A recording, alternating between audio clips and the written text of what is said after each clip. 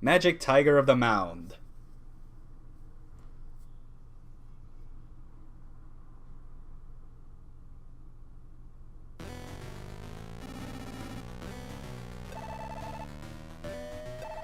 This little section right here starts off quite amusingly because, in a weird, sort of response to how long the last visual novel section went for, Gene's starting to call him out on, really, are we going to do it like this for the rest of the game? Plus, it also starts just like half the chapters in the original Dragon Ball.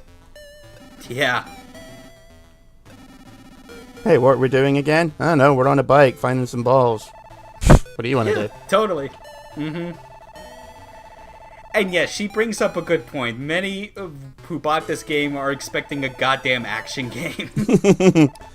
I don't want to read, I want to murder! Everyone thought the same when they got near.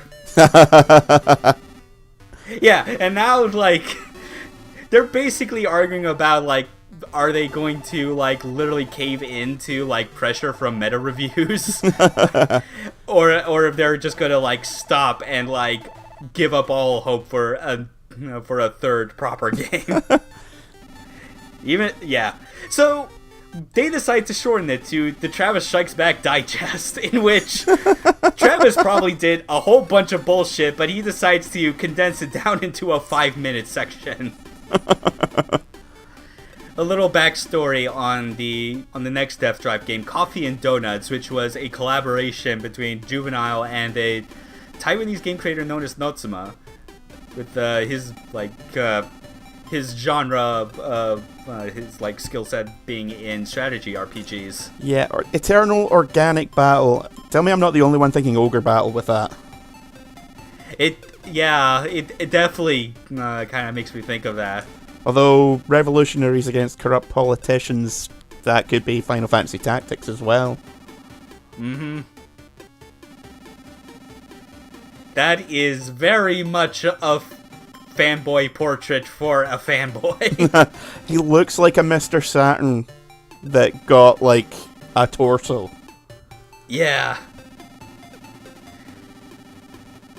Oh, hey, Texas Bronco, another Killer 7 reference. Yeah.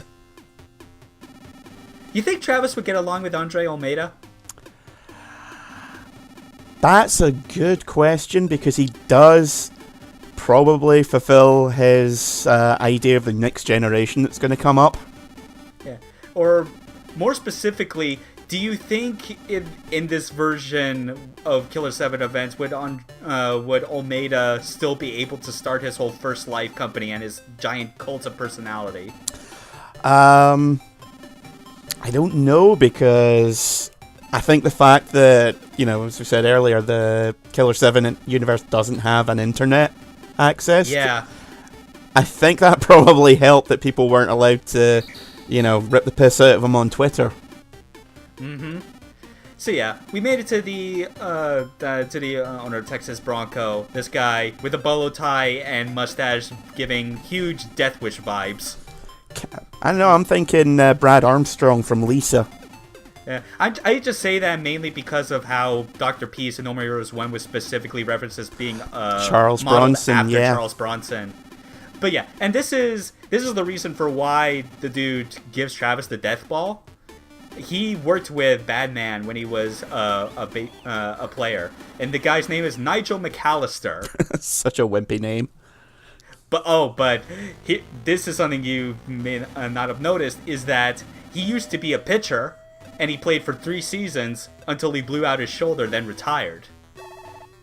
It's a reference to that Connect-only game Grasshopper made called Diabolic Pitch, in which the main character's name is McAllister. And yes, because the chapter was short enough, the game's Metascore went up by 5 points. So yeah, at least it's not at a 62, I guess it would be.